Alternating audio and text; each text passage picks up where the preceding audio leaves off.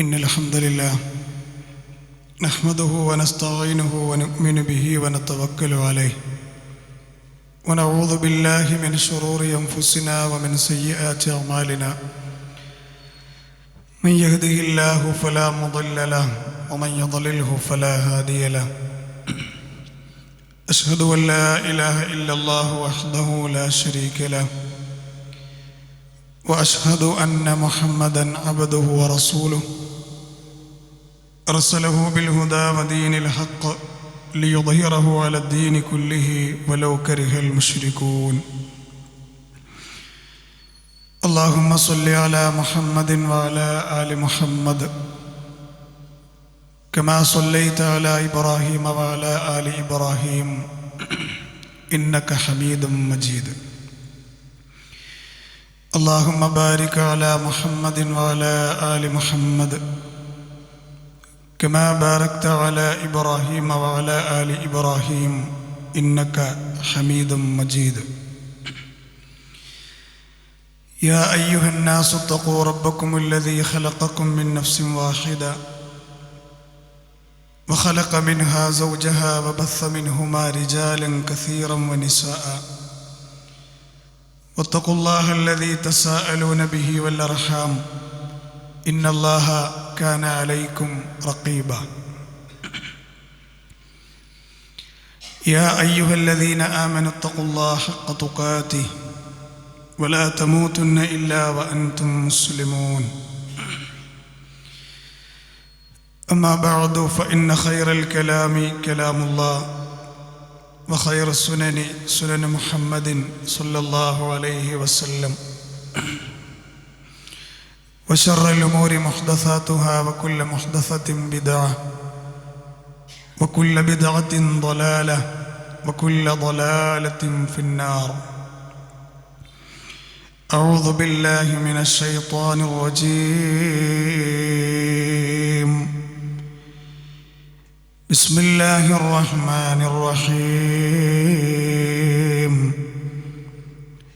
وأما من أوتي كتابه بشماله فيقول يا ليتني لم أوت كتابيه ولم أدر ما حسابيه يا ليتها كانت القاضية ما أغنى عني ماليه هلك عني سلطانيه خذوه فغلوه ثم الجحيم صلوه ثم في سلسلة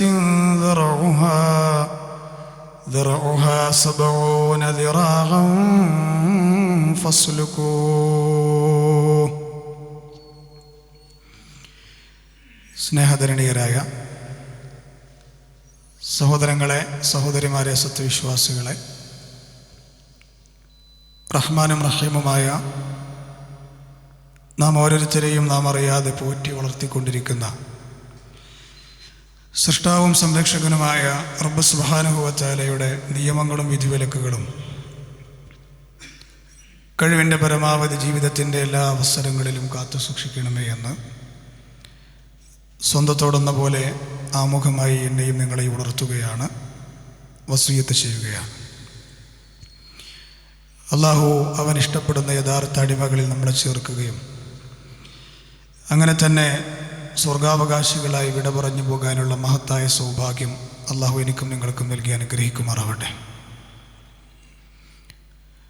ഒരുപാട് കുഴപ്പങ്ങൾ, ഫിത്നകൾ അധികരിച്ച കാലങ്ങളിലൂടെയാണ് നാം ഓരോരുത്തരും പ്രയാണം ചെയ്തുകൊണ്ടിരിക്കുന്നത്. ഓരോ പുതിയ ദിവസവും നമ്മളിലേക്ക് കടന്നു വരുന്നത് പുതിയ പുതിയ ഫിത്നകൾ, കുഴപ്പങ്ങൾ പൊട്ടിപ്പുറപ്പെട്ടുകൊണ്ടാണ്. ഫിത്നയുടെ കാലഘട്ടത്തിൽ നിങ്ങൾ ജീവിക്കുന്നൊരു സമയമായാൽ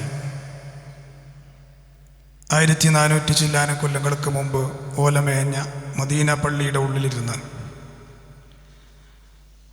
നമ്മുടെ നേതാവ് പറഞ്ഞൊരു വാക്കാണ് ബാദിറു ബിൽ അഅ്മാലി ഫിത്ന. ഫിത്നയുടെ കാലമെത്തിയാൽ നിങ്ങൾ അതിശക്തമായി മുന്നേറണം നന്മകളുമായി. തിന്മകളുടെ കൂടെ കൂടി തിന്മകളുടെ ഒഴുക്കിനനുസരിച്ച് മുന്നോട്ട് പോകുന്ന ആളുകളാകാതെ തിന്മയുടെ ഒഴുക്കിനെതിരെ നീന്തി നന്മകളുമായി മുന്നേറണമേ എന്ന് അവിടുന്ന് പറയുകയാണ്. എങ്ങനെയായിരിക്കും ഫിത്നകൾ നിങ്ങളിലേക്ക് കടന്നു വരിക? കുഴപ്പങ്ങൾ, പ്രശ്നങ്ങൾ കടന്നു വരിക. കഖ്തിത്തഇൽ ലൈലിൽ മുദ്ലിം, ഇരുട്ടിൻ്റെ കഷ്ണങ്ങൾ നിങ്ങളിലേക്ക് ചീറിപ്പാഞ്ഞു വരുന്നത് പോലെയായിരിക്കും പുതിയ പുതിയ ഫിത്നകൾ വന്നുകൊണ്ടിരിക്കുക. എത്രത്തോളം എന്ന് ചോദിച്ചാൽ യുസ്ബിഹുർ റജുലു മുഅ്മിന വയുംസി കാഫിറ. സുബ്ഹാനല്ലാഹ്, അല്ലാഹു കാത്തുരക്ഷിക്കുമാറാകട്ടെ. പ്രഭാതത്തിൽ വിശ്വാസിയായവൻ വൈകുന്നേരത്തിൻ്റെ കിരണങ്ങൾ അസ്തമിക്കുന്നതിന് മുന്നേ അവൻ പച്ചക്കാഫിറായി തീരും. വയുംസി മുഅ്മിന വയുസ്ബിഹു കാഫിറ. വൈകുന്നേരം വരെ ഒരു പക്ഷേ അവൻ്റെ ഈമാനിനെ അവന് പിടിച്ചു വെക്കാൻ കഴിഞ്ഞാലും അടുത്ത പ്രഭാതത്തിൻ്റെ മുന്നേ അവൻ നിഷേധിയായിത്തീരും. എന്താണ് ഈ ഒരു പ്രവണത വന്നെത്താൻ കാരണം? യബീഉ ദീനഹു ബിഅറളിൻ മിനദ് ദുനിയ. ദുനിയാവിൻ്റെ ചെറിയ ചെറിയ ലാഭങ്ങൾക്ക് വേണ്ടി, സുഖങ്ങൾക്ക് വേണ്ടി ദീനിനെ കച്ചവടമാക്കിയവർ, ദീനിനെ വലിച്ചെറിഞ്ഞവർ.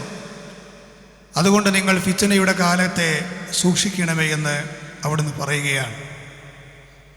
ഫിത്നകളിലേക്ക് ഏതൊരാളും എത്തിപ്പെടുന്നത് ഹവയെ പിൻപറ്റുന്നതിലൂടെയാണ്.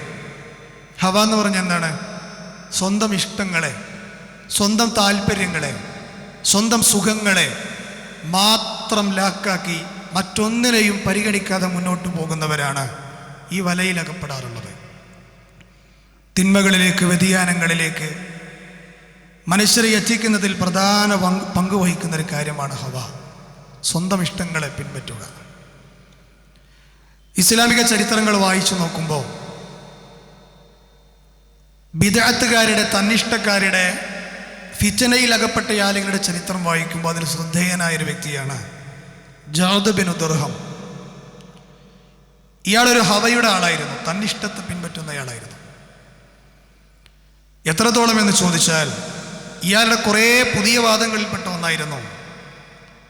വിശുദ്ധ ഖുർആൻ പച്ചയായി പറഞ്ഞൊരു സത്യത്തെ അദ്ദേഹം, രണ്ട് സത്യങ്ങളെ അദ്ദേഹം നിരാകരിച്ചു. ഒന്ന്, വക്കല്ലമല്ലാഹു മൂസ തക്ലീമ, മൂസാ നബിയോട് അള്ളാഹു സംസാരിച്ചു എന്ന് ഖുർആൻ പറഞ്ഞതാണ്. അദ്ദേഹം പറയുന്നത് അങ്ങനെ സംഭവിച്ചിട്ടില്ല എന്നാണ്. ജഅദ് ബിൻ ദിർഹം. രണ്ടാമത്തെ ഒരു വാദം അദ്ദേഹത്തിൻ്റെ, ഇബ്രാഹിം നബിയെ ഞാൻ കൂട്ടുകാരനായി സ്വീകരിച്ചു എന്ന് ഖുർആൻ വ്യക്തമായി പറഞ്ഞിട്ടുണ്ട്. ഇതിനെയും അദ്ദേഹം നിരാകരിക്കുകയാണ്. അപ്പം ഇത് വല്ലാതെ നാട്ടിൽ പാട്ടായപ്പോൾ ആൾക്കാർ ചോദിച്ചു, അല്ല ജാദേ, വിശുദ്ധ ഖുർആനിൽ ഇത് വ്യക്തമായിട്ട് പറയുന്നുണ്ടല്ലോ, വക്കല്ലമല്ലാഹു മൂസ തക്ലീമ, നിസായിൻ്റെ 164 വത്തഖദല്ലാഹു ഇബ്രാഹിമ ഖലീല, നിസായിൻ്റെ 125 അപ്പം അദ്ദേഹം കൊടുത്ത മറുപടി എന്താണെന്നറിയോ? അങ്ങനെ ഉണ്ടോ? ഞാൻ കണ്ടില്ല കേട്ടോ, എന്നാൽ ഞാൻ സ്വീകരിച്ചോളാം എന്നല്ല. ജഅദ് ബിൻ ദിർഹം എന്ന് പറയുന്ന ഫിത്നക്കാരൻ, ഹവയെ പിൻപറ്റുന്ന ആ ചങ്ങാതി, അവൻ പറഞ്ഞ വാക്കെന്താണെന്നറിയോ? അതെ, അങ്ങനെയാണെങ്കിൽ ഖുർആൻ അതെടുത്ത് മാറ്റലായിരിക്കും നല്ലത്, എനിക്കത് വിശ്വസിക്കാൻ പറ്റൂല. ഖുർആൻ അതാണ് വെട്ടിക്കളി എന്നാണ് ആര് പറഞ്ഞത്? ജഅദ് ബിൻ ദിർഹം പറഞ്ഞത്. നമ്മുടെ നാട്ടിൽ ഇപ്പോഴും കണ്ട കുറേ ആൾക്കാരുണ്ട്. അവരിങ്ങനെ ചെയ്യുന്ന കുറേ ഹറാമുകൾ ഉണ്ടാവും. താടിൻ്റെ വിഷയമാകാം, അതിങ്ങനെ എന്നും വടിച്ചാലേ സുഖം ഉണ്ടാവുള്ളൂ. അല്ല, ഇതിനെന്താ പറയാ, താടിയൊക്കെ ഇപ്പം നീട്ടണോ? അതിൻ്റെയൊക്കെ ആവശ്യം എന്താ എന്ന് വ്യക്തമായ പ്രമാണങ്ങൾ, അത് വാജിബാണോ, നിർബന്ധമാണ് സഹോദര എന്ന് പറഞ്ഞാലും അതിന് വില കൽപ്പിക്കൂല. ഈ ജഅദ് ബിൻ ദിർഹമിൻ്റെ സ്വഭാവക്കാരായിരിക്കും. അങ്ങനെ ഉണ്ടെങ്കിൽ ഞാനത് സ്വീകരിക്കാൻ വലിയ ആളൊന്നുമല്ല എന്ന് പറഞ്ഞെടുക്കുന്ന ആൾക്കാർ. അതുകൊണ്ട് നല്ലോണം നീട്ടിയ ആൾക്കാരെ കണ്ടാലോ, ഇവനൊക്കെ ഏത് കാലത്ത് ജീവിക്കുന്നവനാ, ഇവനൊന്ന് ലോകം തിരിഞ്ഞിട്ടുണ്ടോ എന്ന് പറഞ്ഞ് പരിഹസിക്കുന്ന ആളുകളെ നമുക്ക് കാണാൻ പറ്റും. പലിശ അല്ലേ, അതിങ്ങനെ വീടുണ്ടാക്കാനും മറ്റുള്ള ആവശ്യങ്ങൾക്കൊക്കെ വേണ്ടി നല്ലോണം എടുത്തിട്ടുണ്ടാവും.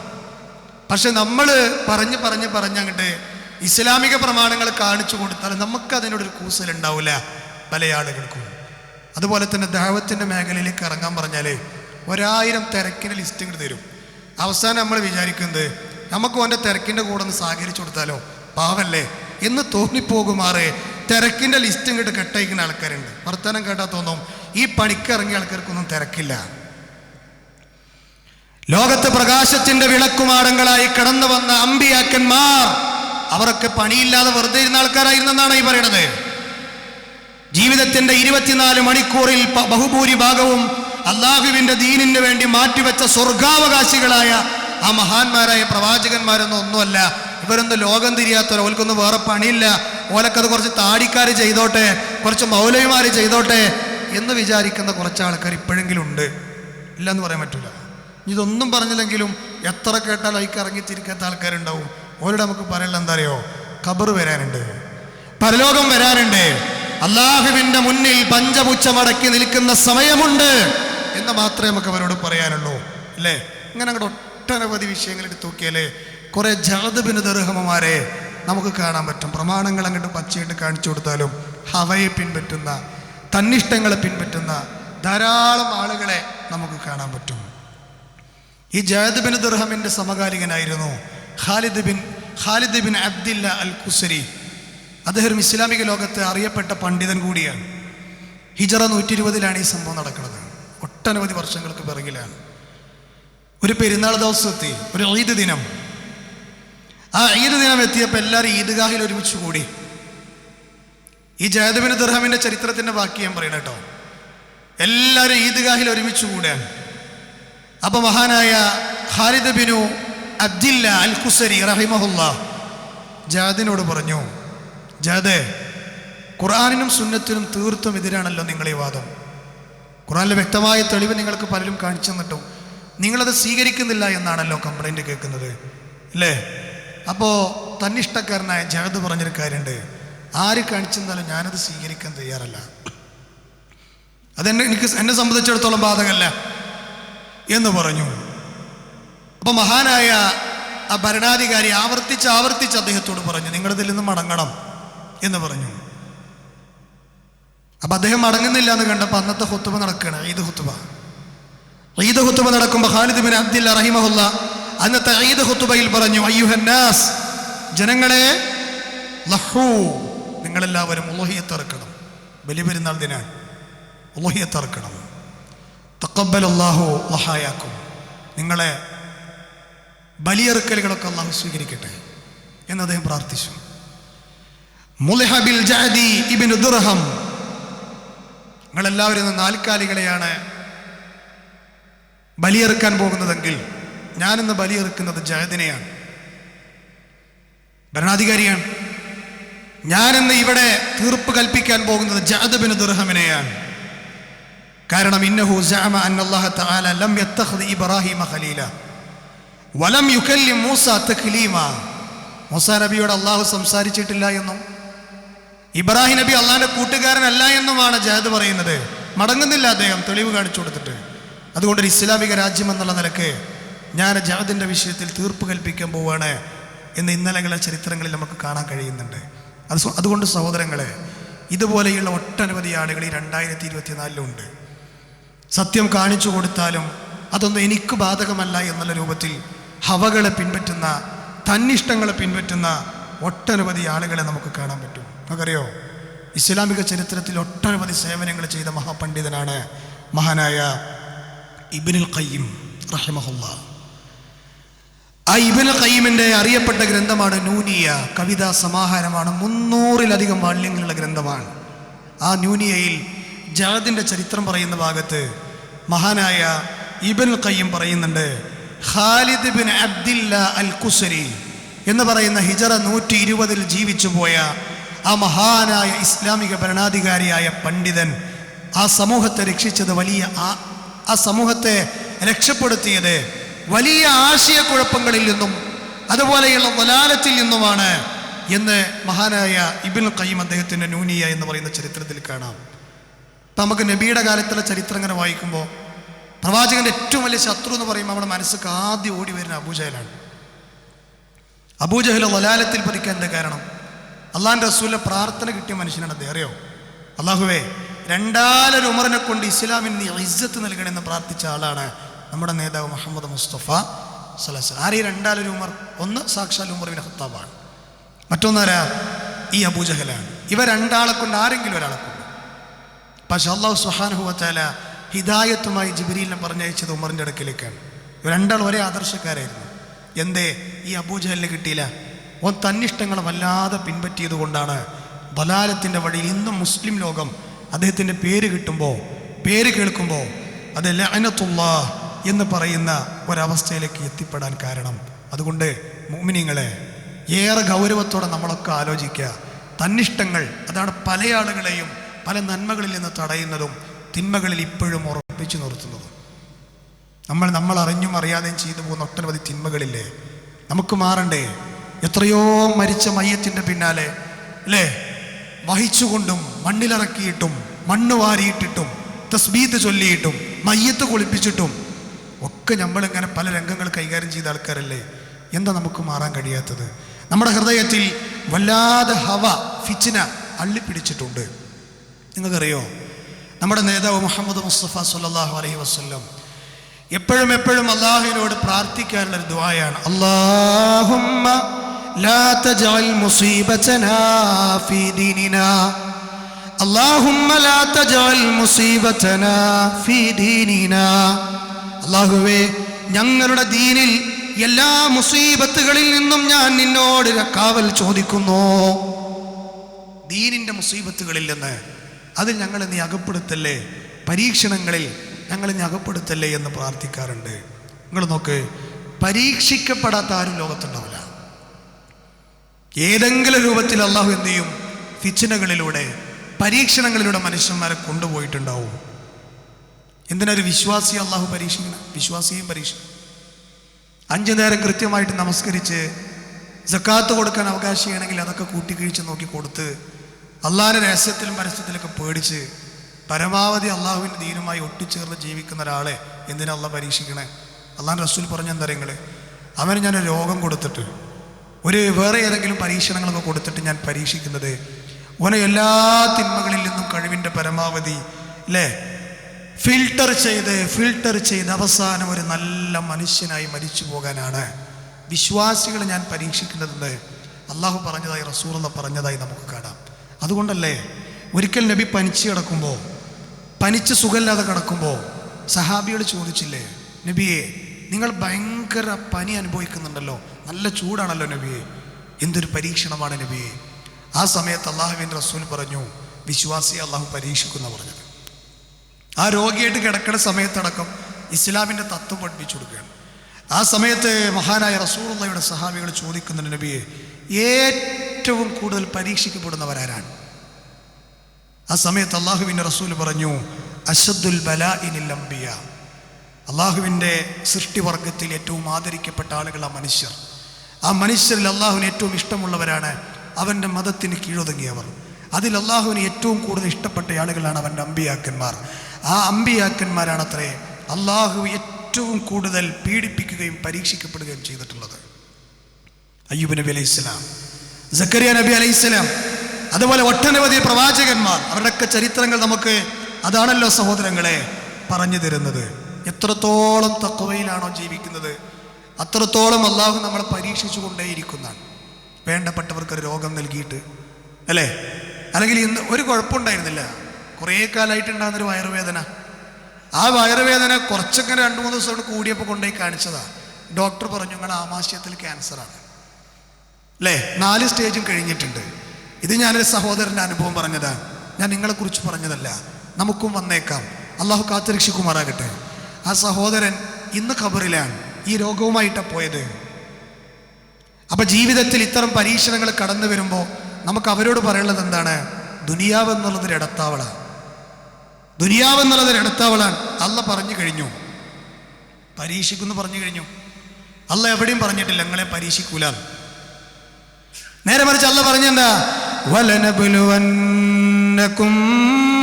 ബിശൈഇ മിനൽ ഖൗഫി വൽ ജൂഇ വനഖ്സിം മിനൽ അംവാലി വൽ അൻഫുസി വസ്സമറാത്ത് വബശ്ശിരിസ് സ്വാബിരീൻ. ഈ ആയത്ത് കേൾക്കാത്ത മുഅ്മിനീങ്ങളുണ്ടോ? നിങ്ങളെ ഞാൻ ഭയം കൊണ്ടും പട്ടിണി കൊണ്ടും അതുപോലെ സ്വന്തം ദേഹങ്ങളെ രോഗം തന്നിട്ടും പരീക്ഷിക്കുക തന്നെ ചെയ്യുന്ന ഇന്ന് ഖുതുബ കഴിഞ്ഞ് ഇറങ്ങിപ്പോകുമ്പോൾ ഈ ഞാനും നിങ്ങളൊക്കെ സെറ്റ് ചെയ്ത് പോണ മനസ്സിൽ ഏത് സമയത്തും പരീക്ഷണങ്ങൾ കടന്നു വരാം. കാരണം എന്താ? അങ്ങനെ ഒരു സംവിധാനമായിട്ടാണ് അല്ലാഹു സുബ്ഹാനഹു വ തആല ദുനിയാവിനെ സംവിധാനിച്ചിട്ടുള്ളത്. അല്ലാഹു ചോദിക്കുന്നില്ലേ, അഹസിബൻ നാസ് അയ്യുസ്റകൂ അയ്യഖൂലൂ ആമന്നാ വഹും ലാ യുഫ്തനൂൻ. വിശ്വാസികളായിട്ട് അങ്ങോട്ട് വെറുതെ ഇങ്ങനെ ചുളിവിലൂടെയാണ് ജീവിച്ചു പോയാൽ രക്ഷപ്പെടുമെന്ന് വിചാരിച്ചു. നിങ്ങളെ ഞാൻ പരീക്ഷിക്കാതെ ജീവിതത്തിൻ്റെ ഈ വൈതരണിയിൽ ഇങ്ങനെ മുന്നോട്ട് പോകുമ്പോൾ ഒരു വിശ്വാസിയായി ഇങ്ങനെ ഇബാദത്തുകളൊക്കെ ചെയ്ത് സുന്ദരമായിട്ടാണ് പോകാമെന്ന് വിചാരിച്ചോ? നിന്റെ വിശ്വാസത്തിൻ്റെ കനം കൂടുന്തോറും ഞാൻ നിന്നെ പരീക്ഷിക്കും എന്ന് അള്ളാഹു സൂറത്തുൽ അൻകബൂത്തിലൂടെ പറയാൻ. ഇത് അള്ളാഹു മുൻഗാമികൾ നടപ്പിലാക്കിയിട്ടുണ്ട്, വ്യക്തമായി മുൻഗാമികളിൽ നടപ്പിലാക്കിയിട്ടുണ്ട്. എന്തിനാണ് അള്ളാഹു ഇത്തരം പരീക്ഷണങ്ങളൊക്കെ മനുഷ്യർക്ക് നൽകുന്നത് എന്ന് ഈ ഖുതുബ കേട്ടിട്ട് മനസ്സിൻ്റെ ഉള്ളിൽ ഒരു ചോദ്യം ഉരുത്തിരിഞ്ഞിട്ടുണ്ട് എങ്കിൽ അള്ളാഹു അതിന് ഉത്തരം പറഞ്ഞു കഴിഞ്ഞു. എന്താ ഉത്തരം എന്നറിയോ? വലഖദ് ഫതന്നല്ലദീന മിൻ ഖബ്ലിഹിം, തീർച്ചയായും നിങ്ങൾക്ക് മുമ്പുള്ള സലഫുകളെ ഞാൻ പരീക്ഷിച്ചിട്ടുണ്ട്. എന്തിനാണെന്നറിയുമോ? ഫലയഅലമന്നല്ലാഹ്, അല്ലാഹുവിനറിയാൻ വേണ്ടിയാണ്. അല്ലദീന സദഖൂ, നിങ്ങളിൽ സത്യസന്ധന്മാരാരാണെന്ന്.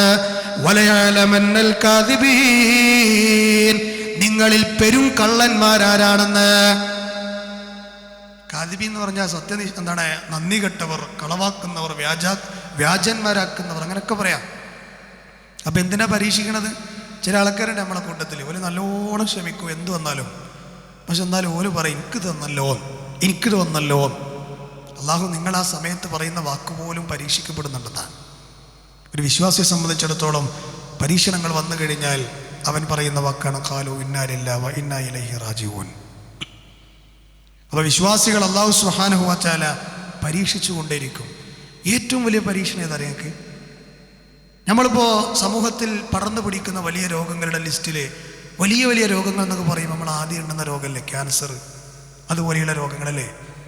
പ്രിയപ്പെട്ട മുഅ്മിനീങ്ങളെ, സത്യത്തിൽ ഏറ്റവും വലിയ പരീക്ഷണം, ഏറ്റവും വലിയ ഫിത്ന എന്ന് പറയുന്നത് നമ്മൾ അറിഞ്ഞിട്ടുണ്ടോ എന്ന് എനിക്കറിയില്ല. അള്ളാഹു നമ്മോട് ചോദിക്കാതെ നമ്മുടെ കരങ്ങളിൽ ഏൽപ്പിച്ചു തന്ന ഈ ഹിദായത്ത് എന്ന് പറയുന്ന വെളിച്ചം, ആ പരീക്ഷണം, ആ വിഷയത്തിൽ വരുന്ന മതരംഗത്തുള്ള പരീക്ഷണങ്ങളാണത്രേ ഏറ്റവും വലിയ ഫിത്നകൾ. ഏറ്റവും വലിയ പരീക്ഷണങ്ങൾ മതരംഗത്ത് വരുന്ന ഫിത്നകളാണ്. മതരംഗത്ത് പരീക്ഷണങ്ങൾ കടന്നു വരുമ്പോൾ, അല്ലെങ്കിൽ നമുക്ക് ഭൗതികമായി നൽകിയ അനുഗ്രഹങ്ങളിലൂടെ അള്ളാഹു നമ്മളെ പരീക്ഷിക്കുമ്പോൾ, ഞാൻ ഇങ്ങനെയൊക്കെ നിന്റെ മാർഗത്തിൽ തലകുത്തി പണിയെടുത്തിട്ടും നീ എന്നെ ഇങ്ങനെ പരീക്ഷിക്കുകയാണല്ലോ എന്ന് പറഞ്ഞ് ഈ രംഗത്തുനിന്ന് മാറി നിൽക്കുകയല്ല. അങ്ങനത്തെ ആളുകൾ കാദിബീങ്ങളാണെന്നല്ല പറയുന്നത്. അതുകൊണ്ട് നമ്മൾ സിദ്ദീഖീങ്ങളാവുക, പരീക്ഷണങ്ങളെ ഡിഫെൻഡ് ചെയ്യുക. ദുനിയാവിൻ്റെ സിസ്റ്റം അങ്ങനെയാണ് അള്ളാഹു നിർമ്മിച്ചു വെച്ചിട്ടുള്ളതെന്ന് നമ്മൾ മനസ്സിലാക്കേണ്ടതുണ്ട്. സഹോദരങ്ങളെ, ദീനീ രംഗത്തുള്ള പരീക്ഷണം എന്ന് പറയുന്നത് അത് നമ്മൾ വിചാരിക്കുന്നതിലും അപ്പുറത്താണ്. കേട്ടിട്ടില്ലേ അബൂ താലിബ് നമുക്കൊക്കെ അറിയുന്നതിനേക്കാൾ ഇസ്ലാമിനെ പഠിച്ച ആളാണ്. 8 കൊല്ലം റസൂലുള്ളാഹിയുടെ ദർസിലെ വിദ്യാർത്ഥിയാണ്. റസൂലുള്ളാഹിക്ക് വേണ്ടി ഉക്കാമയിലും മജന്നായിലും തൗഹീദ് പറയുമ്പോൾ ബോഡി ഗാർഡിൽ നിന്ന ആളാണ്. ഇന്ന് ആദർശം ഏതായിരുന്നു? പച്ചക്കാഫറായിരുന്നു, മുശ്രിക്കായിരുന്നു, അല്ലേ? ആ അബൂ താലിബ് മരിക്കുമ്പോൾ വരെ റസൂലുള്ളാഹി പറഞ്ഞില്ലേ, നമുക്കൊന്ന് ലാ ഇലാഹ ഇല്ലല്ലാഹ് ചൊല്ലാൻ പറ്റുമോ? എന്തിനാ? ഈ കിടത്തുനിന്ന് എണീറ്റിട്ട് ഇസ്ലാമിൽ 100, 101, 102 എണ്ണാലോ എന്ന് വിചാരിച്ചിട്ടില്ല. ഈ ലാ ഇലാഹ ഇല്ലല്ലാഹ് കൊണ്ട് എനിക്ക് പരലോകത്തൊന്ന് വാദിച്ചു നോക്കാൻ പറ്റിയാലോ? പക്ഷെ അദ്ദേഹം എന്താ പറഞ്ഞത്? ചുറ്റും അബൂജഹലും ഉത്ബത്തും ഷൈബത്തും വലീദ് ബിൻ മുഗീറയും ഖുറൈശി പ്രമുഖന്മാരൊക്കെ ഈ ആദർശക്കാരനായ അബൂ താലിബിൻ്റെ മരണം കാണാൻ വേണ്ടി വന്നിക്കുമ്പോൾ ആ കൂട്ടത്തിൽ റസൂലുള്ളാഹി കയറി ചെല്ലണ്. അപ്പം തലയുടെ ഭാഗത്തൊരു സീറ്റുണ്ട്, റസൂലുള്ളാഹി അങ്ങോട്ട് ചെല്ലണിരിക്കാൻ. അവിടെ അബൂജഹൽ കയറിയിരുന്നാണ്. ഞാൻ മരിക്കുമ്പോൾ ആ കുഴപ്പത്തിലാക്കി മരിക്കേണ്ട വിചാരിച്ചിട്ട് അള്ളാഹുവിൻ്റെ റസൂൽ ഉള്ള സൗകര്യം വെച്ചിട്ട് ഇതൊക്കെ പറഞ്ഞു കൊടുത്തപ്പോൾ അബൂ താലിബ് പറഞ്ഞൊരു വാക്കുണ്ട്, വലഖദ് അലിംതു ബിഅന്ന ദീന മുഹമ്മദി മിൻ ഖൈരി അദിയാനിൽ ബരിയത്തി ദീനാ ലൗലൽ മലാമതു ഔ ഹിദാറു മസബ്ബതൻ ലവജതനി സംഹം ബിദാക മുബീനാ. നീ പറയുന്നത് ഹക്കാണ് മോനെ, 100% ഹക്കാണ്. പക്ഷെ ഞാൻ ഇത് സ്വീകരിക്കാത്ത എന്താണെന്നറിയോ? മരിക്കുമ്പോൾ പറയണേ, ഞാൻ മരിച്ചാലേ ഇത് സ്വീകരിച്ച് ഞാൻ മരിച്ച നാട്ടുകാരെന്നെ കുറിച്ച് പറയും, ഞാൻ മുൻഗാമികളെ തള്ളിയവനാണ്, പൂർവികരുടെ മതത്തെ ചവിട്ടി മതിച്ചവനാണ്.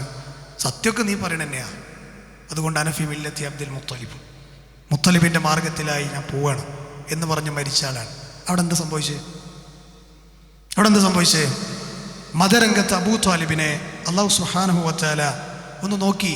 അവസാനത്തെ സമയം വരെ അല്ലാഹ് ഒരു ചൂണ്ടിട്ട് കൊടുത്തിട്ടുണ്ട്, പറ്റുമെങ്കിൽ കൊത്തിക്കോ എന്ന് പറയാൻ വേണ്ടിയിട്ട്. പക്ഷെ അദ്ദേഹത്തിന് അത് കഴിഞ്ഞില്ല. ഇത്തരം കാര്യങ്ങളെ അദ്ദേഹം ഭയപ്പെട്ടു പോയി. മതരംഗത്തുള്ള മറ്റൊരു പ്രശ്നമാണ് ശൈത്താൻ. എല്ലാറ്റിൻ്റെ പിന്നിൽ ശൈത്താനാണ്. ശൈത്താനെ കുറിച്ച് നമ്മൾ പഠിക്കും തോറും അവൻ്റെ അപകടത്തിൽ രക്ഷപ്പെടാൻ കഴിയും. പക്ഷെ നമുക്ക് ശൈത്താൻ ആരാന്ന് അറിയില്ല എന്നുള്ളതാണ് സത്യം. നമ്മളാകെ കേട്ടെന്താണ്, ശൈത്താൻ നമ്മളെ പഴപ്പിക്കുമെന്ന് കേട്ടിട്ടുണ്ട്. അതിൻ്റെ അപ്പുറത്ത് ഓനാരാ, ഓനൊന്ന് അഡ്രസ്സ് ചെയ്ത് പഠിക്കാൻ നമുക്ക് പറ്റിയിട്ടുണ്ടോ?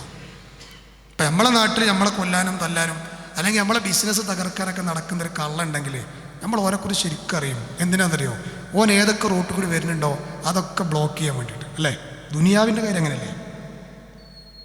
എങ്കിൽ നമ്മളെ പരലോകം നഷ്ടപ്പെടുത്താൻ കൂടെ എപ്പോഴും എത്രത്തോളം എന്നറിയാം, നമ്മളെ രക്തം എത്തുന്ന സ്ഥലങ്ങളിലൊക്കെ ഓൻ വരുന്നുണ്ടെന്നാണ്. അവൻ ബദ്ധവൈരനായി, കൃത്യമായി, ജാഗരൂകനായി, സുദീർഘമായ അജണ്ടകളുമായി പ്രവർത്തിക്കുന്നവനാണ് ശൈത്താൻ.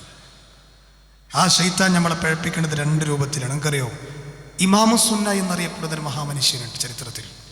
ലക്ഷക്കണക്കിന് ഹദീസുകൾ ഇസ്ലാമിക ലോകത്തിന് സമ്മാനിച്ച മഹാപണ്ഡിതനാണ് ഇമാം അഹ്മദ് ബിൻ ഹംബൽ ഷൈബാനി. ഇമാം അഹ്മദ് എന്ന് പറഞ്ഞാൽ ചിലപ്പോൾ ഞാൻ ഈ പറയുന്ന അത്ര വികാരം ചിലപ്പോൾ നിങ്ങൾക്ക് ചിലപ്പോൾ കിട്ടിക്കൊള്ളുന്നില്ല. ഞാൻ നിങ്ങളെ കൊച്ചാക്കിയതോ ഞാൻ വലിയൊരാളായിട്ട് പറഞ്ഞല്ല. പിന്നെയോ അദ്ദേഹത്തിൻ്റെ ചരിത്രം ഇങ്ങനെ വായിക്കുമ്പോൾ കണ്ണിന്ന് വെള്ളം ഒഴുകാതെ ഒരു വായിച്ചു തീർക്കാൻ കഴിയില്ല. ഇമാം അഹ്മദ് ആരാന്ന് ചോദിച്ചാൽ നമുക്ക് എന്ത് പറയാൻ പറ്റും?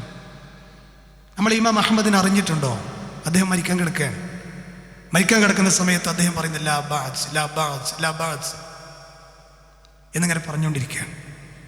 അടുത്തുള്ള മകൻ അബ്ദുള്ള ചോദിച്ചു, ഉപ്പ മരിക്കുമ്പോൾ ലാ ഇലാഹ എന്നല്ലേ ചൊല്ലണ്ടേ, നിങ്ങളെന്താ ഇങ്ങനെ പറയുന്നേ? ആ സമയത്ത് മഹാനായ അഹ്മദ് ബിൻ ഹംബൽ പറയാണ്, യാ ബുനൈ ഇന്ന ഇബ്ലീസ വാഖഫ ഫീ സിവായത്തുൽ ബൈത്ത്. വീടിൻ്റെ മൂലയിൽ എവിടെയോ ശൈത്താൻ എന്നെ പിഴപ്പിക്കാൻ വേണ്ടി വന്നു നിൽക്കുന്നത് പോലെ. തൊണ്ടക്കുഴിയുന്ന അർഹർ ശബ്ദം ഉണ്ടല്ലോ, ഈ ഞാനും നിങ്ങളും അനുഭവിക്കുന്ന ആ സംഗതി ഉണ്ടല്ലോ, ആ സമയത്ത് വരെ ശൈത്താൻ വന്നിടപെടും. എന്തിനെ? നമ്മളെ ഈ രംഗത്ത് നിന്ന് പിൻവലിക്കാൻ. അഹ്മദ് ബിൻ ഹംബലാകുന്നതിൻ്റെ ഉപ്പുണ്ടല്ലോ, ശൈത്താൻ ഇവിടെ എവിടെയോ കാണുന്നു എന്ന് അദ്ദേഹം പറയാൻ. ആ സമയത്ത് സഹോദരങ്ങളെ, ശൈത്താൻ ഇങ്ങനെ പറഞ്ഞുകൊണ്ടിരിക്കേണ്ടത്രേ, അഹ്മദ് ബിൻ ഹംബലെ, നിങ്ങളെ എനിക്ക് പിടിക്കാൻ കഴിയുന്നില്ല, നിങ്ങൾ അടുക്കലേക്ക് വരാൻ പോലും എനിക്ക് കഴിയുന്നില്ല എന്ന് ഇമാം അഹ്മദ് ബിൻ ഹംബലിനോട് പറഞ്ഞു. ഇമാം അഹ്മദ് പറയാണ്, പിശാചേ, നിന്റെ ആ ദുർബോധനം എൻ്റെ കാതിലെത്തുന്നത് പോലെ നിന്റെ ആ വാക്കിൽ വരെ ചതിയുണ്ട് എന്ന് പറഞ്ഞ സലഫുകളിൽപ്പെട്ട മഹാനായ ഇമാം അഹ്മദ് ബിൻ ഹംബലിന്റെ ചരിത്രം വായിച്ചു നോക്കൂ നിങ്ങൾ. നമ്മളടുത്ത് ശൈത്താൻ പിന്നെ 2 രൂപത്തിലാണ്. പ്രഭാതമായി കഴിഞ്ഞാൽ, ഇന്ന് സുബൈക്ക് പള്ളി പോയ എത്ര ആളുണ്ട്? ഞാനിങ്ങനെ സുബൈക്ക് പള്ളി വന്നപ്പോൾ 5-6 ആള്. എവിടെ പോയി? നിങ്ങളൊക്കെ ഗൾഫ് പോയിക്കിരുന്ന? ഞാൻ ആരും കുറ്റപ്പെടുത്തുന്നല്ല, ഒരു ഈമാനിന്റെ ഒരു കവചം മനസ്സിലുള്ളതുകൊണ്ട് ചോദിക്കുകയാണ്. നമുക്കിതൊന്നും ബാധകല്ലേ? നമുക്ക് ഖബറില്ലേ? നമ്മുടെ അടുക്കൽ മുൻകർ നക്കീർ വരില്ലേ? അനസ് ബിൻ മാലിക് ഒരു സുബൈ ജമാഅത്ത് പോയതിന്റെ പേരിൽ ആ മരണം വരെ കരഞ്ഞത്, അല്ലേ? തുസ്തർ യുദ്ധവേളയിൽ ഇസ്ലാമിന്റെ ഭരണത്തിന്റെ സാരഥ്യം കൈകളിൽ ഏൽപ്പിച്ചപ്പോൾ തിരക്കിൽപ്പെട്ടപ്പോൾ പോയതാ, കടന്നുറങ്ങിയതല്ല. ഞാനൊരു ഉദാഹരണം ചോദിച്ചതാണ്. ഓരോന്നെടുത്തോളി, ഓരോ കാര്യം എടുത്തോളി. ഇത് പറയാൻ ചിലപ്പോൾ അടുത്ത ആഴ്ച ഞാൻ ഉണ്ടാവില്ല, കാരണം അത്ര ഗ്യാരണ്ടി പോലും നമുക്കില്ല. ഇത് കേൾക്കാൻ ചിലപ്പോൾ അങ്ങനെ ഉണ്ടാവില്ല. നമ്മളെന്താ മാറുക? ജീവിതത്തിന്റെ അസറിലും ലൊഹറിലും ഒക്കെ എത്തിയില്ലേ നമ്മൾ പല ആൾക്കാരും, അല്ലേ? എന്നിട്ടും എന്തേ നമ്മുടെ വീടകങ്ങളിൽ, സ്വന്തം ജീവിതത്തിന്റെ മേഖലകളിൽ ഒരു മാറ്റം കൊണ്ടുവരാൻ കഴിയാത്തത്? ശൈത്താൻ വന്നിട്ട് ഇങ്ങനെ ചില ആൾക്കാരെങ്ങനെ പിടിക്കാരെങ്കില് കൊണ്ട് പള്ളിക്ക് വരും നേരത്തെ, എന്നിട്ട് ഇങ്ങനെ നോക്കുന്ന ആരൊക്കെ പള്ളിയിലുള്ളത്? ആ താടിക്കാരില്ലല്ലോ, മറ്റാളില്ലല്ലോ, ഇയാളില്ലല്ലോ. എന്നിട്ട് ഓ സ്വന്തം മനസ്സിലിങ്ങനെ അഴിച്ചു പറയും, അപ്പോൾ ഓനേക്കാളൊക്കെ ബെറ്റർ ഞാൻ തന്നെയാ. ഇങ്ങനെ ശൈത്താൻ പിടിക്കും, അറിയോ? തൗഹീദിന്റെ മേഖല ചിലപ്പോൾ പിടിക്കാൻ കിട്ടൂല, സുന്നത്തിന്റെ മേഖല ചിലപ്പോൾ പിടിക്കാൻ കിട്ടൂല, ഒരു തെറ്റിലും പിടിക്കാൻ കിട്ടൂല. എന്നാലും ശൈത്താൻ എങ്ങനെ പിടിക്കാറ്? ഇമാം ഇങ്ങനെ ഖുർആൻ ഓതുമ്പോൾ അങ്ങനെ അറിയാതെ അങ്ങനെ തലാട്ടും അല്ലേ? ആ തലാട്ടുന്നതിൻ്റെ പിന്നിൽ വരെ ശൈത്താൻ ഇടപെടുന്നുണ്ടാവും. എന്തിനറിയോ? ഞാൻ ഈ തലാട്ടിന് അപ്പുറത്തോളം ശ്രദ്ധിച്ചോട്ടെ, ഞാൻ ഭയങ്കര ഖുർആൻ ശ്രദ്ധിക്കുന്ന ആളെന്ന് വിചാരിച്ചോട്ടെ. ചിലരെ കൊണ്ട് ഖുർആൻ ഓദിക്കുമ്പോൾ ശൈത്താൻ കരയിപ്പിക്കുന്ന. എന്തിനറിയോ? എല്ലാവരും അല്ല. ഖുർആൻ ഓതുമ്പോൾ കരയും ചില ആളുകൾ ആത്മാർത്ഥമായിട്ട്. ചില ആളുകൾ ശൈത്താൻ കരയിപ്പിക്കും. എന്തിനറിയോ? ഞാൻ ഖുർആൻ ഓതുമ്പോൾ കരയുന്ന ആളാന്ന് വിചാരിച്ചോട്ടെ. ഓൻ്റെ അജണ്ടകൾ അതിസൂക്ഷ്മമാണ്. അതുകൊണ്ട് ശൈത്താൻ എന്ന് പറയുന്ന ആ വലിയ വില്ലനെ ജീവിതത്തിൽ വിശുദ്ധ ഖുർആൻ എത്ര സ്ഥലങ്ങളിലാണ് പറഞ്ഞത്? നിങ്ങൾ അവരെ വ്യക്തമായ ശത്രുവായിട്ട് തന്നെ കാണട്ടോ. നിങ്ങൾ നരകത്തേക്ക് കൊണ്ടുപോയി നിങ്ങൾക്കറിയോ? നരകത്തിന്റെ മുന്നിൽ സുബ്ഹാനല്ലാഹ്, ജ്വലിക്കുന്ന നരകത്തിന്റെ മുന്നിൽ ഇങ്ങനെ വന്നു നിൽക്കുമ്പോൾ നരകാവകാശികളാക്കി മാറ്റിയ ശൈത്താനെ മുമ്പിൽ കൊണ്ടുവരപ്പെടും. ശൈത്താനോട് ചോദിക്കടാ, നീ അല്ലടാ എന്നെ കൊണ്ടിത് ചെയ്യിപ്പിച്ചത്, നീ അല്ലടാ എന്നെ കൊണ്ടിത് ചെയ്യിപ്പിച്ചത്, ഈ തെറ്റുകളൊക്കെ ചെയ്യിപ്പിച്ച് നരകത്തിന്റെ വിറകാക്കിയത് നീയല്ലേ? ആ സമയത്ത് ശൈത്താൻ എന്ന് പറയുന്ന ശത്രു പറയത്രേ, ഞാൻ എന്ത് ചെയ്യാൻ? മാന അലൈക്കും ബി സുൽത്താൻ, നിങ്ങളെ മേലൊരു അധികാരം എനിക്കുണ്ടായിരുന്നില്ല, ഞാൻ വിളിച്ചു, നിങ്ങൾ പോന്നു, ഞാൻ എന്ത് ചെയ്യാൻ? അതുകൊണ്ട് നിങ്ങളെ തന്നെ കുറ്റപ്പെടുത്തിയാൽ മതി, എന്നെ കുറ്റപ്പെടുത്തണ്ട എന്ന് പറഞ്ഞ് അവൻ ഒഴിഞ്ഞു മാറുമ്പോൾ എത്ര ദേഷ്യമുണ്ടാകും അവനോട്. അതുകൊണ്ട് തിരിച്ചറിഞ്ഞോ ആ മഹാകള്ളനെ എന്നാണ് സഹോദരങ്ങളെ സാന്ദർഭികമായി എനിക്ക് നിങ്ങളോട് സൂചിപ്പിക്കേണ്ടത്. പിന്നൊരു കാര്യം, ഹൈറ് കൊണ്ടും ഷെറ് കൊണ്ടും പരീക്ഷിക്കുന്ന, പെട്ടെന്ന് ചുരുക്കുകയാണ്. ഹൈറ് കൊണ്ടും ഷെറ് കൊണ്ടും നമ്മൾ അള്ളാഹു പരീക്ഷിക്കും. എന്താ ഹൈറ് എന്ന് പറഞ്ഞാൽ? നമുക്ക് അള്ളാഹു മക്കളെ തന്നിട്ടില്ലേ? ഒരു ഹൈറായ പരീക്ഷണ. സന്തോഷമല്ലേ? അത് സമ്പത്തില്ലേ? ഹൈറാൻ, പക്ഷെ അതൊരു പരീക്ഷണാണ്. ആരോഗ്യമല്ലേ? ഹൈറാൻ, അതൊരു പരീക്ഷണാണ്. ഷെറായ പരീക്ഷണം എന്ന് പറഞ്ഞാൽ എന്താ? വേണ്ടപ്പെട്ടവരും മരിക്കുക, കടത്തുപെടുക, മഹാരോഗിയായി തീരുക, വലിയ വലിയ ദുരന്തങ്ങളിൽ അകപ്പെടുക, ഇതൊക്കെ ഷെറായ പരീക്ഷണങ്ങളാണ്. ഈ രണ്ടുകൊണ്ടും അള്ളാഹു മനുഷ്യരെ പരീക്ഷിക്കും. അതിലൊക്കെ വിജയിക്കാൻ കഴിയുക എന്നുള്ളതാണ് സഹോദരങ്ങൾ നമുക്ക് കഴിയേണ്ടത്. നമ്മളെ മക്കൾ കാരണം എത്ര ആളുകളെ നന്മീന്ന് മാറിക്കണം അല്ലേ? അള്ളാഹുവിൻ്റെ റസൂൽ പറഞ്ഞെന്നറിയങ്ങളെ, നിങ്ങളെ ഇണകളിലും മക്കളിലും ശത്രുക്കളുണ്ടെന്ന് പറഞ്ഞത്. ഇണകളിലും മക്കളിലും അതെങ്ങനെ ശത്രുക്കളാവുക? അവർക്ക് വേണ്ടി മതം മാറ്റിക്കുക, അവർക്ക് വേണ്ടി മതചിഹ്നങ്ങളിൽ നിന്ന് മാറി നിൽക്കുക. എന്താ മോനെ സഹോദരൻ, നിന്നെ ദേവാരംഗത്ത് കാണുന്നില്ലല്ലോ, ജോലി തിരക്കാൻ. ആർക്കാ ജോലി ചെയ്യണത്? മക്കൾക്ക്, കുടുംബത്തിന് അല്ലേ? നിനക്ക് ആരാണടോ ഈ മക്കളെയും ഭാര്യയും തന്നത്? അള്ളാഹ് എന്നോട് പറഞ്ഞിട്ടില്ലടോ സൂറത്ത് അസ്റിലൂടെ അള്ളാഹിന്റെ മാർഗത്തിൽ പണിയെടുക്കാൻ? അതെന്താ കേൾക്കാത്തെ? അതെന്താ നീ കേൾക്കാത്തെ? നിനക്ക് മക്കളെയും നിന്റെ കുടുംബത്തെയും തന്നത് അള്ളയല്ലേ? അള്ളാഹുവിന്റെ റസൂൽ മദീന മിമ്പറിൽ അത്യുഗ്രമായ ഖുതുബ നടത്തിക്കൊണ്ടിരിക്കെ പേരക്കുട്ടികളായ ഹസൻ ഹുസൈൻ ഓടി വരികയാണ്. ഓട്ടത്തിനിടക്ക് വീഴുന്നുണ്ട്, എണീക്കുന്നുണ്ട്, അങ്ങനത്തെ ഓട്ടാൻ. അള്ളാഹുവിന്റെ റസൂൽ ഖുതുബ നിർത്തിയിട്ട് ഇറങ്ങിയടിച്ച് എന്നിട്ട് രണ്ടാളി കെട്ടിപ്പിടിച്ചിട്ട് നല്ലോണം ഉമ്മ കൊടുക്കുക, സ്നേഹിക്കുക. എന്നിട്ട് സഹാബികളോട് പറഞ്ഞു, സഹാബികളെ കേട്ടിട്ടില്ല നിങ്ങൾ അള്ളാഹ് പറഞ്ഞത്? നിങ്ങളുടെ സമ്പത്തിലും നിങ്ങളുടെ ഇണകളിലും മക്കളിലും നിങ്ങൾക്ക് ശത്രുക്കളുണ്ടെന്ന് ഖുർആൻ പറഞ്ഞിട്ടില്ലേ? അതിതാണ്.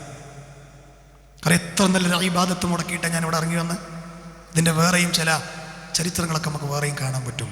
അതുകൊണ്ടേ മക്കൾ ദേവാരംഗത്ത് തടസ്സാകരുത്, മക്കൾ നമ്മുടെ നന്മകൾക്ക് തടസ്സാകരുത്. മക്കൾ അല്ലാഹുവിന് ശുക്രിയാണ് നമുക്ക് കഴിയേണ്ടത്. കാരണം മക്കൾ അനുഗ്രഹമാണ്. ആ മക്കളെ തന്ന റബ്ബിനെ ശുക്രിയലാണ്, അവൻ്റെ മാർഗത്തിൽ പണിയെടുക്കൽ. അള്ളാഹ് പറഞ്ഞതാണത്, ഞാനല്ല. അള്ളാഹ് പറഞ്ഞു കഴിഞ്ഞു, യാ അയ്യുഹല്ലദീന ആമനൂ ലാ തുൽഹികും അംവാലുകും വലാ ഔലാദുകും അൻ ദിക്രില്ലാഹ് വമൻ യഫ്അൽ ദാലിക ഫഉലൈക ഹുമുൽ ഖാസിറൂൻ. ഈ കൂട്ടത്തിൽ കിട പല ആൾക്കാർക്കും ചിലപ്പോൾ അറിയണ ആയത്തായിരിക്കും ഇതല്ലേ?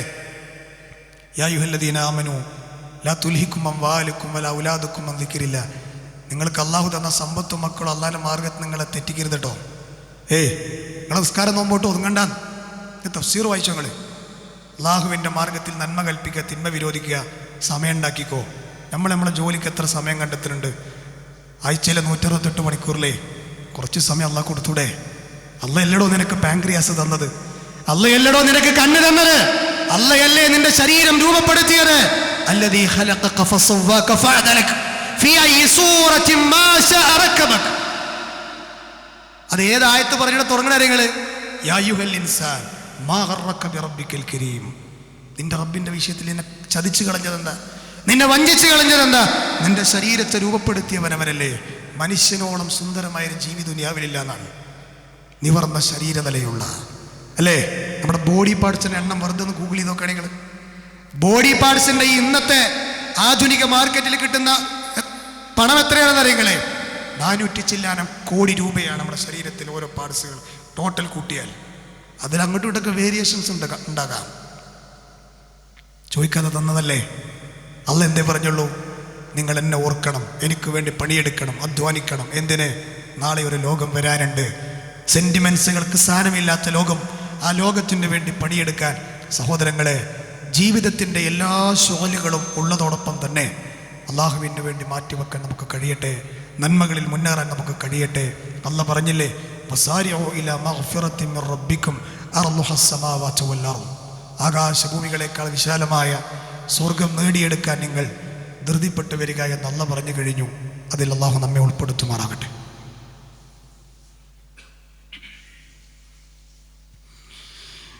അൽഹംദുലില്ലാഹ് വസ്സലാത്തു വസ്സലാമു അലാ റസൂലില്ലാഹ് വഅലാ മൻ തബിഅഹും ബിഇഹ്സാൻ ഇലാ യൗമിദ്ദീൻ. അമ്മാ ബഅദ്.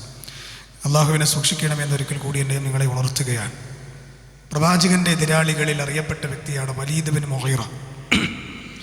വലീദ് ബിൻ മുഗീറയെക്കുറിച്ച് ഖുർആനിൽ 4-5 ആയത്തുണ്ട്. പ്രശംസിച്ചിട്ടല്ല, വിമർശിച്ചിട്ടാണ്. വിശുദ്ധ ഖുർആനിലെ സൂറത്ത് മുദ്ദസ്സിർ വായിച്ചിട്ടുണ്ടോ നിങ്ങൾ?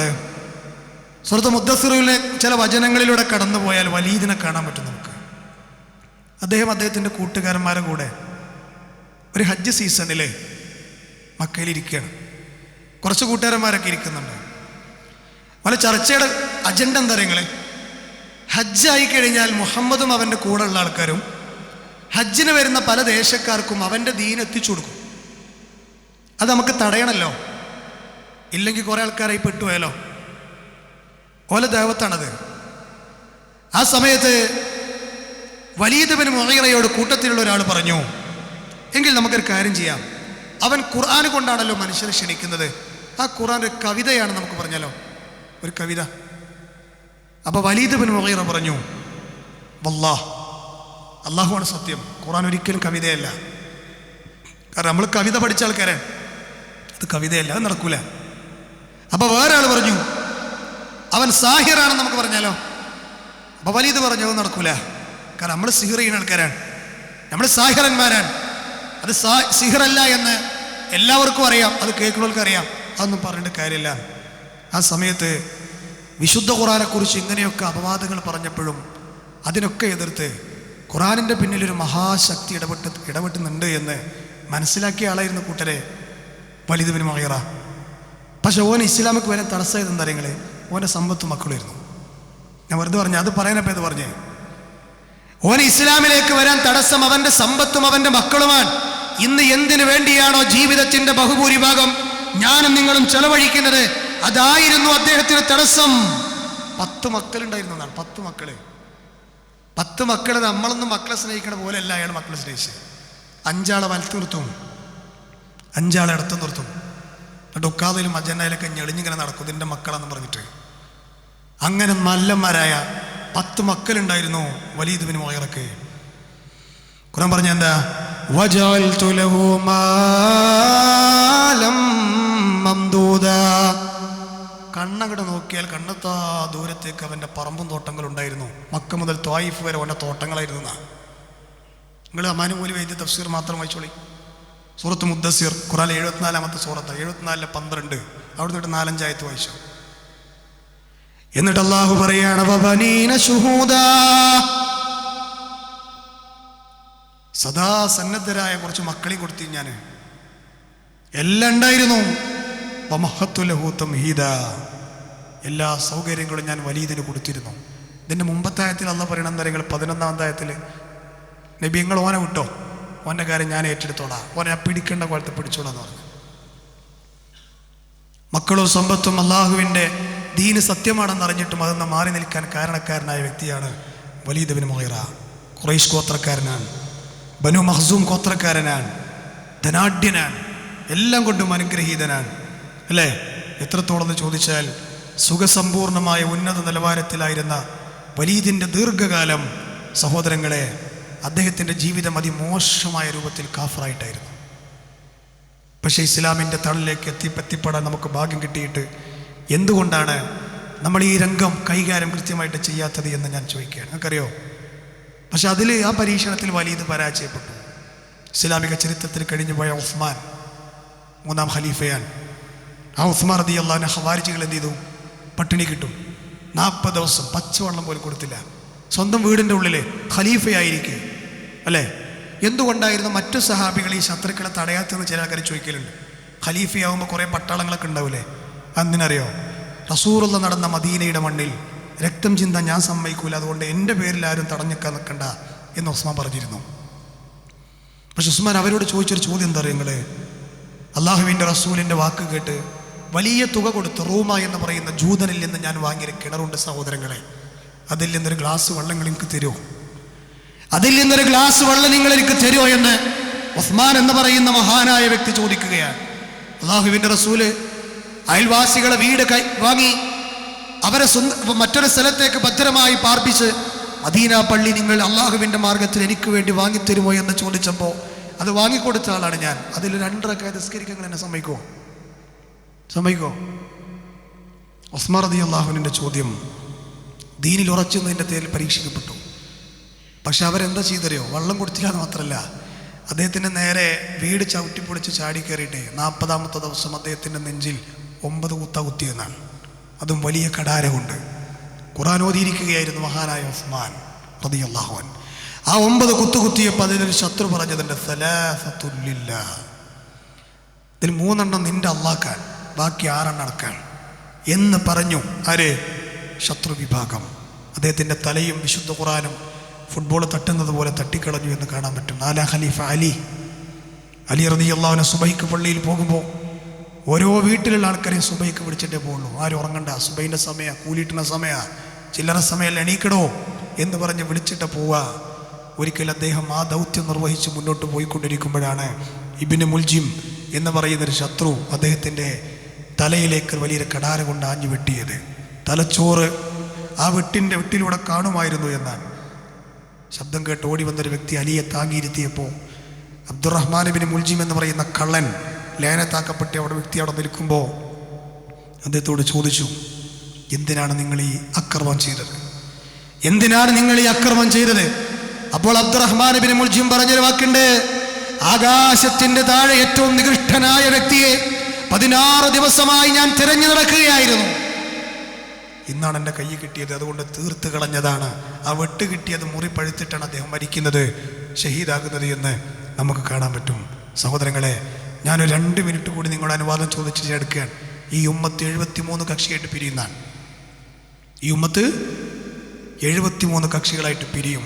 പിരിച്ചിൽ സങ്കടപ്പെട്ട് കിടക്കുന്ന ആൾക്കാരുണ്ടല്ലോ, ഓടിപ്പോരാത് വേണ്ടാൻ, നാളെ ഇനിയും പിരിയും, പിന്നെയും പിരിയും. പിരിഞ്ഞ് എന്താ പറയുക, ഒറ്റയാനായി തീരുന്ന അവസ്ഥ ഉണ്ടാവുന്നതാണ്. ഒറ്റയാനായിത്തീരും. ഇതൊക്കെ കേൾക്കുമ്പോൾ ആൾക്കാർ വിചാരിക്കും അത് ശരി, അതുണ്ടാവേ. അള്ളാന്റെ റസൂൽ പറഞ്ഞതാ. നിങ്ങൾക്കറിയോ 73 വിഭാഗമായിട്ട് പിരിയും. അള്ളാന്റെ റസൂൽ പറയാണ്, ഈ 73 എവിടുന്ന വരിക അറിയോ? എവിടുന്ന വരിക? റഊസുൽ ബിദ്അഹ് 4. ബിദ്അത്തിന്റെ കക്ഷികൾ, ലോകത്ത് പിഴച്ച കക്ഷികൾ അറിയപ്പെട്ടവർ 4 4 വിഭാഗമാണ് ലോകത്ത് അറിയപ്പെട്ട പിഴച്ച കക്ഷികൾ. അതിലൊന്നെണ്ണിയത് ഖവാരിജികളാണ്. ഇസ്ലാം എന്ന് ആദ്യം പുറത്തുപോയ കക്ഷികളാണ് അവർ. 2ാമത്തെ വിഭാഗം അതേ റവാഫിദുകളാണ്, ഷിയാക്കൾ. ഇന്നുള്ള ഇറാനുള്ള ഷിയാക്കളുടെ നേതാക്കന്മാർ ആ പാതയാണ് പോലെ പിൻപറ്റുന്നത്, റാഫിദുകൾ. 2ാമത്തെ വിഭാഗം എന്ന് പറയുന്നത് ഖദരിയാക്കളാണ്. ഖദരിയാക്കൾ എന്ന് വിചാരിക്കുമ്പോൾ നമ്മൾ വിചാരിക്കും ഒരു വല്ല ഖദറിലെ വിശ്വാസക്കാർ, അവർക്ക് അതിലൊരു വിശ്വാസമല്ല. പല്ലില്ലാത്തവനെ പല്ലാന്ന് വിളിച്ച പോലെയാണ് ഖദരിയാക്കളെ ഖദർ എന്ന് വിളിച്ചത്, ഖദരിയാക്കൾ എന്ന് വിളിച്ചത്. 4ാമത്തെ വിഭാഗം അറിയണം, മുർജിയാക്കളാണ്. ഈ 4 വിഭാഗമാണ് ലോകത്തെ പിഴച്ച കക്ഷികളുടെ നേതാക്കന്മാർ. അതാ പണ്ഡിതന്മാർ പറഞ്ഞത് റഊസുൽ ബിദ്അഹ് 4 വിഭാഗം. ഈ 4 വിഭാഗം 18 ടീമായിട്ട് പിരിയുന്ന റസൂൽ പണ്ഡിതന്മാർ പറഞ്ഞു, 18 വിഭാഗമായിട്ട്. അപ്പം 4 × 18 കൂട്ടിക്കോ, 72. അപ്പം 73 കക്ഷിയെന്ന് പറഞ്ഞതോ അത് ഈ പിഴച്ച കക്ഷികളിൽ നിന്ന് വരുന്നതല്ല ഒരു കക്ഷി. അതാരാ? റസൂലുള്ളാഹിയും സഹാബത്തും ജീവിച്ച മാർഗം അഹ്ലുസുന്ന വൽ ജമാഅ. അതിൽ നമ്മൾ പെടേണ്ടത് നമുക്കറിയോ? ഇതിൻ്റെ പേരിൽ ഈ മാർഗത്തിൽ നിലനിന്നതിൻ്റെ പേരിൽ അക്രമങ്ങൾ ഒറ്റനവധി ഏറ്റുവാങ്ങിയ മനുഷ്യനായിരുന്നു മഹാനായ അഹ്മദ് ബിൻ ഹംബൽ. ഞാൻ നേരത്തെ സൂചിപ്പിക്കുകയുണ്ടായി, മഅ്മൂൻ എന്ന് പറയുന്ന ഭരണാധികാരി ഉണ്ടായിരുന്നു. ആ മഅ്മൂൻ എന്ന് പറയുന്ന ഭരണാധികാരി ആ കാലഘട്ടത്തിൽ നിഷ്ഠൂരമായ തീരുമാനം, ഖുർആൻ അല്ലാഹുവിന്റെ സൃഷ്ടിയാണെന്ന് പറയണം. എന്നാൽ ഇമാം അഹ്മദ് അതിനെതിരെ ശക്തമായി നിലകൊണ്ടു. ഒരിക്കലുമല്ല, ഖുർആൻ അല്ലാഹുവിന്റെ സൃഷ്ടിയല്ല, ഖുർആൻ അല്ലാഹുവിന്റെ കലാമാണ്, ഖുർആൻ അല്ലാഹുവിന്റെ കലാമാണ്, അത് അല്ലാഹുവിന്റെ സൃഷ്ടിയല്ല എന്ന് അദ്ദേഹം പറഞ്ഞു. ഈ വാദത്തിൽ പിടിച്ചെന്നതിൻ്റെ പേരിൽ അദ്ദേഹത്തിൻ്റെ കയ്യും കാലും വരിഞ്ഞു കെട്ടി ചെങ്ങലകളിൽ അദ്ദേഹത്തെ കയറ്റിയിട്ട് സുറമൻ റആ എന്ന് പറയുന്ന ദ്വീപിലേക്ക് അദ്ദേഹത്തെ കൊണ്ടുപോയി മഅ്മൂനും അവൻ്റെ പട്ടാളവും. ചരിത്രത്തിൽ കാണാം, അബ്ബാസി ഭരണകാലത്ത് ഒരു പ്രത്യേക സ്ഥലത്ത് നിർമ്മിക്കപ്പെട്ട പട്ടണമായിരുന്നു സുറമൻ റആ. അവിടേക്കാണ് അദ്ദേഹത്തെ കൊണ്ടുപോയത്. പോകുന്ന വഴിക്ക് ഇമാം അഹ്മദ് ബിൻ ഹംബലിനെ അവർ പുതിരെ തല്ലുന്നുണ്ടായിരുന്നു എന്ന് നമുക്ക് കാണാൻ പറ്റും. എന്ത് പറഞ്ഞുകൊണ്ട്? ഖുർആൻ മഖ്ലൂക്കാണെന്ന് നിങ്ങളും അംഗീകരിക്കണം. കാരണം നിങ്ങളുടെ നാട്ടിൽ കുറച്ച് അറിയപ്പെട്ട പണ്ഡിതനാ, നിങ്ങളത് അംഗീകരിച്ചില്ല, നമുക്ക് തലവേദനയാ. പക്ഷെ അദ്ദേഹം അതിൽ നിന്ന് പിന്മാറാൻ തയ്യാറായില്ല. നാളെ രാവിലെ ആ പറയപ്പെട്ട പട്ടണത്തിൽ പ്രത്യേക സ്ഥലത്തെത്തിയാൽ ഇമാം അഹ്മദിനെ ശിക്ഷക്ക് വിധി നടപ്പിലാക്കും. അതിനു വേണ്ടിയിട്ടാണ് അദ്ദേഹത്തെ കൊണ്ടുപോകുന്നത്. അന്ന് രാത്രി നാളെ പുലർച്ചെ ശിക്ഷ നടപ്പിലാക്കുമ്പോൾ, വധശിക്ഷ നടപ്പിലാക്കുമ്പോൾ ഇമാം അഹ്മദ് ബിൻ ഹംബൽ എന്ന് പറയുന്ന മഹാമനുഷ്യൻ തഹജ്ജുദ് നിസ്കരിച്ച് കരഞ്ഞുകൊണ്ട് റബ്ബിനോട് പറഞ്ഞു, അല്ലാഹുവേ, സത്യത്തെ നീ വിജയിപ്പിക്കണമേ, സത്യത്തെ നീ വിജയിപ്പിക്കണമേ. ആ പ്രാർത്ഥന കൊണ്ടതെങ്ങനെ അറിയങ്ങൾ? മഅ്മൂൻ എന്ന് പറയുന്ന ഭരണാധികാരി പുലർച്ചെ മറ്റു ശത്രുക്കളെ കൈകളാൽ കൊല്ലപ്പെട്ടു എന്നാണ്. പിന്നീട് ഭരണമേൽക്കുന്നത് മുഅത്തസിം ബില്ലയാണ്. മുഅത്തസിം ബില്ല അദ്ദേഹത്തെ സുറമൻ റആയിൽ നിന്ന് നേരെ കൊണ്ടുപോയത് ഈജിപ്തിലേക്കാണ്. ഈജിപ്തിലൊരു ജയിലിൽ കൊണ്ടുപോയിടാൻ മുഅത്തസിം ബില്ല അദ്ദേഹത്തെ അതുകൊണ്ട് ചെയ്തു. ആ സമയത്ത് മുഅത്തസിം ബില്ല ചോദിക്കുകയാണ്, നിങ്ങൾക്ക് എന്ത് വേണം? എന്താ നിങ്ങൾക്ക് വേണ്ട? സമ്പത്താണോ, അധികാരമാണോ? തരാം, ഇതിൽ നിങ്ങൾ പിന്മാറണം. 24 മാസം ജയിലിൽ കിടന്നത്, 2 കൊല്ലം. ആ ഇടക്കാണ് ചോദിച്ചത്, മുഅത്തസിം ബില്ല, നിങ്ങൾക്ക് എന്താ വേണ്ടത്? പിന്മാറിക്കൂടെ? ഇമാം അഹ്മദ് അവരോട് ചോദിച്ച ഒറ്റ കാര്യം, നിങ്ങളൊരു അസർ കൊണ്ടുവാ, നിങ്ങളൊരു തെളിവ് കൊണ്ടുവാ. നിങ്ങൾ ഖുർആൻ അല്ലാഹുവിന്റെ സൃഷ്ടിയാണെന്ന് പറഞ്ഞല്ലോ, അതിന് തെളിവ് കൊണ്ടുവാ. നിങ്ങളെ ഇതാ ഈ സെക്കൻഡിൽ ഞാൻ മടങ്ങിക്കോളാം എന്ന് പറഞ്ഞത്. പക്ഷെ മഹാനായ ഇമാം അഹ്മദിന്റെ മുമ്പിൽ തെളിവില്ല എന്നവർ ഉറപ്പുണ്ട്. അതുകൊണ്ട് തന്നെ ഇമാം അഹ്മദ് എന്ത് ചെയ്തെന്നറിയുമോ? അവരുടെ അദ്ദേഹത്തിന്റെ മുഖത്തേക്ക് ഒരു ഇരുമ്പിന്റെ ചെമ്പട്ടി കൊണ്ട് അവർ അടിക്കുകയാണ്. പിന്നീട് തല മുതൽ കാല് വരെ 80 അടികൾ അടിച്ചത് ചരിത്രത്തിൽ കാണാം. ആ അടി കിട്ടിയ ഭാഗങ്ങളിലുള്ള കൈയും കാലും അവയവങ്ങൾ മരിക്കും വരെ അനങ്ങിയിട്ടില്ല. ഇമാം അഹ്മദ് അത് പൊന്തിച്ചിട്ടില്ല. എന്നാലും അടി കിട്ടിയ അന്നത്തെ രാത്രി വരെ എൻ്റെ ഉപ്പ തഹജ്ജുദ് ഒഴിവാക്കിയിട്ടില്ല എന്നും ഇമാം അഹ്മദ് ബിൻ ഹംബലിൻ്റെ മകൻ പറഞ്ഞതായിട്ട് നമുക്ക് കാണാൻ പറ്റും. സഹോദരങ്ങളെ, ഞാൻ 1-2 ചരിത്രങ്ങളൊക്കെ കൂട്ടിയത് വന്നിരുന്നു, സമയം അനുവദിക്കുന്നില്ല. ഞാനിത് എന്തിനാ പറഞ്ഞു തരുമോ? ചരിത്രങ്ങളിൽ നമുക്ക് ഒരുപാട് പാഠങ്ങളുണ്ട്. ഇവരൊക്കെ ചെന്ന് നിൽക്കുന്ന റബ്ബിൻ്റെ മുന്നിൽ തന്നെയാണ് നമുക്കും ചെന്നെത്താനുള്ളത്. ഞാൻ നിങ്ങളുടെ മുമ്പിൽ ഓതി ആയത്തേത്, ഇടത് കൈയിലൂടെയാണ് ആ ഗ്രന്ഥം കിട്ടുന്നതെങ്കിൽ അട്ടഹസിക്കേണ്ടി വരും. എൻ്റെ സമ്പത്തും അധികാരങ്ങളും ഒന്നും എനിക്ക് അന്നി മാലിയ ഹലക്ക അന്നി സുൽത്താനിയ ഒന്നും ഉപകാരപ്പെട്ടില്ലല്ലോ എന്ന് പറഞ്ഞ് കരയുന്നവരിൽ ഈ ഒരു മുക്കിൽ ഈ സംസാരിക്കുന്ന ഞാനും ഒക്കെ നിങ്ങളുമൊക്കെ ആരും പെടാൻ പാടില്ല. അതിനുവേണ്ടി മനസ്സ് തുറന്ന ചില കാര്യങ്ങൾ പറഞ്ഞതാണ്. അതിനുവേണ്ടി എന്തെല്ലാം മാർഗങ്ങൾ അന്വേഷിക്കാൻ കഴിയുമോ ഇന്ന് തന്നെ അതിൻ്റെ രൂപരേഖകൾ നിർമ്മിച്ച് അതിലേക്ക് ഇറങ്ങിത്തിരിക്കാൻ നമുക്ക് കഴിയട്ടെ എന്ന് ആത്മാർത്ഥമായി മനസ്സിൻ്റെ അകങ്ങളിൽ നിന്ന് പ്രാർത്ഥിക്കാൻ ഞാൻ ആഗ്രഹിക്കുകയാണ്. അല്ലാഹു സുബ്ഹാനഹു വ തആല നമ്മെ നാളെ സ്വർഗാവകാശികളിൽ ഉൾപ്പെടുത്തി അനുഗ്രഹിക്കുമാറാകട്ടെ. താങ്ങാൻ കഴിയാത്ത വലിയ വലിയ പരീക്ഷണങ്ങളിൽ നിന്നും സാമ്പത്തിക കെടുതികളിൽ നിന്നും മാറാ രോഗങ്ങളിൽ നിന്നും അല്ലാഹു എന്നെയും നിങ്ങളെയും ഒക്കെ കാത്തുരക്ഷിക്കുമാറാകട്ടെ. ഒരു പ്രിയപ്പെട്ട ഒരു സഹോദരിയുടെ കുടുംബത്തിൽപ്പെട്ട വളരെ ചെറുപ്രായത്തിൽ ഒരു യുവതിയായ ഒരു പെൺകുട്ടിക്ക് ഏറെ ലെൻസിന് ക്യാൻസർ ബാധിച്ച് ഏറെ പ്രയാസത്തോടെ ഒരു ഹോസ്പിറ്റൽ ചികിത്സയിലാണ്. വളരെ ചെറിയ പ്രായം, ജീവിച്ചു തുടങ്ങുന്നൊരു പ്രായമാണ്. വലിയ രോഗം ബാധിച്ച പ്രയാസത്തിലാണ്. അവർക്ക് വേണ്ടി പ്രത്യേകം പ്രാർത്ഥിക്കാൻ പറഞ്ഞിട്ടുണ്ട്. അല്ലാഹു ആ പ്രിയപ്പെട്ട അനിയത്തിയുടെ ശരീരത്തിലുള്ള രോഗാണുക്കളെ ചികിത്സയിലൂടെ അല്ലാഹു എത്രയും പെട്ടെന്ന് നശിപ്പിച്ചു കൊടുക്കുമാറാകട്ടെ. ശിഫാഉൻ ആജില പ്രദാനം ചെയ്യുമാറാകട്ടെ. അല്ലാഹു അത്തരം പരീക്ഷണങ്ങളിൽ നമ്മെ കാത്തുരക്ഷിക്കുമാറാകട്ടെ. ഈ കുറച്ച് ആഴ്ചകളായി നമ്മളിൽ നിന്ന് പരിചയമുള്ള കുറേ മുഖങ്ങൾ മണ്ണിലേക്ക് തിരിച്ചു പോയിട്ടുണ്ട്. അല്ലാഹു അവരുടെ കബറിടം സ്വർഗ്ഗതുല്യമാക്കി കൊടുക്കുമാറാകട്ടെ. മഗ്ഫിറത്തും റഹ്മത്തും പ്രദാനം ചെയ്യുമാറാകട്ടെ. ഈ സംസാരിക്കുന്ന ഞാനും കേൾക്കുന്ന നിങ്ങളും ഒരിക്കൽ മരണത്തിൻ്റെ മുന്നിൽ കിടക്കേണ്ടി വരുമെന്നുള്ളതിൽ യാതൊരു സംശയവുമില്ല. ഏത് സമയത്ത് അള്ളാഹുവിൻ്റെ വിളിക്കുത്തരം നൽകേണ്ടി വന്നാലും ഒരു സ്വർഗാവകാശിയായി, ഒരു മുത്തുമഇന്നയായ ആത്മാവായി അള്ളാഹുവിനെ കണ്ടുമുട്ടാൻ മഹത്തായ സൗഭാഗ്യം അള്ളാഹു നമുക്ക് നൽകുമാറാകട്ടെ. അതിനനുസരിച്ച് ജീവിതത്തെ തിട്ടപ്പെടുത്താനുള്ള ഈമാനികമായ തലം അള്ളാഹു നമുക്കെല്ലാം പ്രദാനം ചെയ്യുമാറാകട്ടെ. അല്ലാഹുമ്മ ഗ്ഫിർ ലിൽ മുഅ്മിനീന വൽ മുഅ്മിനാത്ത് വൽ മുസ്ലിമീന വൽ മുസ്ലിമാത്ത് അൽ അഹ്യാഇ മിൻഹും വൽ അംവാത്ത് إنك مجيب الدعوات يا قاضي الحاجات. اللهم أعز الإسلام والمسلمين وأذل الشرك والمشركين. اللهم أجرنا من النار. اللهم أجرنا من النار. اللهم أجرنا من النار. ربنا تقبل منا إنك أنت السميع العليم وتب علينا إنك أنت التواب الرحيم. ربنا آتنا في الدنيا حسنة وفي الآخرة حسنة وقنا عذاب النار. آمين آمين برحمتك يا أرحم الراحمين.